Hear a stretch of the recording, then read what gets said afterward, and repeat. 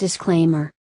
Sup, chumps! Since I've been away working on some brand new projects for the channel, I figured I'd tide you over with an algorithmically beneficial video on my first impressions for that brand new Ghostbusters trailer. But first, did you know only 22% of my viewers are actually subscribed? You should fix that! Anyways, with that out of the way, let's get started. A few days ago, we got yet another brand spanking new trailer for Ghostbusters 3, or Ghostbusters Afterlife, because movie sequels can't be numbered anymore. And naturally, it seems like everybody has an opinion on it, cause it seems like everybody's got an opinion on the Ghostbusters. If for some reason you haven't seen this trailer, I'll leave it linked in the description for you to check out once you're done giving me your sweet, sweet attention. And before we discuss the trailer itself, I feel like I should state for the record that as far as Ghostbusters is concerned, I think the original film is lightning in a bottle. So much so that every follow-up since the original movie hasn't been up to snuff. The original Ghostbusters did a great job of producing a fun, lighthearted action movie that explores how a gaggle of weirdo scumlords try to capitalize on an incredibly bizarre market. They're all kind of like superheroes, except they're assholes.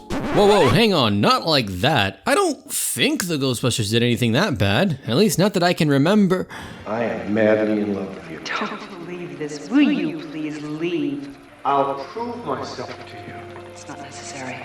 I'll bet you're going to be thinking about me after I'm I gone. bet I am. No kiss. Oh, I didn't remember that part of the movie. While I find these subtle bows of worship at the altar of Reaganomics to be incredibly annoying, I still think the movie works if you choose to see the Ghostbusters as those bastards that won the lotto by breaking all the rules, which, in my opinion, is exactly what they are. I mean, be real with yourself, when was the last time Bill Murray played a likable character? Cause it sure wasn't Ghostbusters. Since the original became a commercial hit and pop culture icon, every follow-up has tried and failed to live up to what was set before. And none of them have succeeded thus far because every new Ghostbusters movie just tries to be the first one again. The second Ghostbusters film isn't a terrible movie, but it's too similar to its predecessor to be as iconic or memorable. You don't exactly see people wearing t-shirts of that pink goo in place of Slimer, the Marshmallow Man, or Gozer and their Hellhounds, do ya? And if you did, you'd probably get a lot of weird questions about your addiction to Pepto-Bismol. And honestly, the same issues can be said for that Ghostbusters remake from 2016. I don't find the 2016 remake to be an offensively bad movie, at least not as a whole. In fact, I think some elements like Chris Pratt playing a ditzy himbo secretary generally works in the movie's favor, but like Ghostbusters 2, it tries too hard to be like the original movie, and thus fails like the sequel before it. However, this is a special instance, because since it's a remake, the people who made this movie were able to lift elements from the original film more directly. So, instead of having to replace the stave-puffed Marshmallow Man and the questionably gendered Eldritch God with pink slime, you could just do the Marshmallow Man again and make it look like the logo for the movie.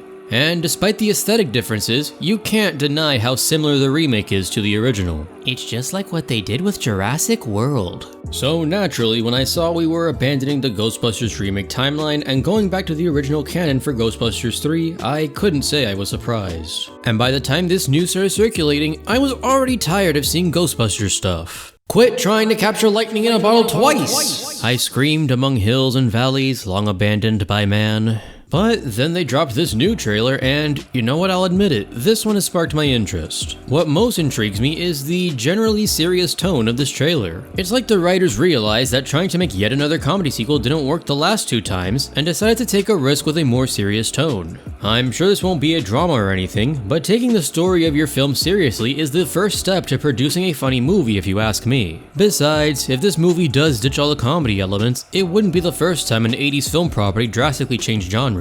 Some folks on Twitter have likened this trailer to the Netflix original series Stranger Things, which, while I haven't caught up on the show, it still seems a little misleading. Just because one of the stars of Stranger Things is in this movie, and the concept of kids hunting down an extra-dimensional force is basically the premise of that series, it doesn't mean that it's going to be an exact clone of that show. And let's not get ahead of ourselves and suddenly forget that Stranger Things is the property that borrowed elements from multiple beloved 80s films, from The Goonies to, yes, Ghostbusters, not the other way around. Nothing against the show, them's just the facts. But even if the opposite were true of this film, I don't mind a property getting revitalized thanks to a newer property it helped inspire. Speaking of inspirations, and maybe this is my personal bias talking here, but did anyone else watch this trailer and get a big fat whiff of Tremors? You've got what appears to be a small town, not as small as the one in Tremors mind you, but still on the dustier outskirts of the United States, and it's under siege from an underground force that's beyond their control. Sounds like they swapped out the giant worms for ghosts from the screaming mouth of hell if you asked me, and honestly I don't mind that. If nothing else, at least it's an interesting change of scenery for Ghostbusters. Now let's all be rational people and remember that movie trailers are just advertisements for Hollywood products, so it's totally likely that we haven't been shown the dookie in our chocolate shake. However, if this trailer is an accurate reflection of the movie, maybe it'll be,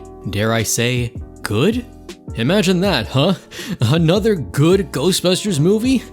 I guess we'll just have to wait and see. Maybe I'll review Ghostbusters 3 if it comes out and it's worth praising or ripping to shreds. It's a win for me either way, but I make no promises. The last time I promised to review it, cursed the production beyond repair. So in the meantime, you should let us know what you thought of the Ghostbusters Afterlife trailer in the comment section down below. Drop a like or dislike, subscribe for more content, and follow us on the social medias. Be sure to check out our other videos and stick around. We've got some big projects coming that you won't want to miss. Okay, thanks, bye!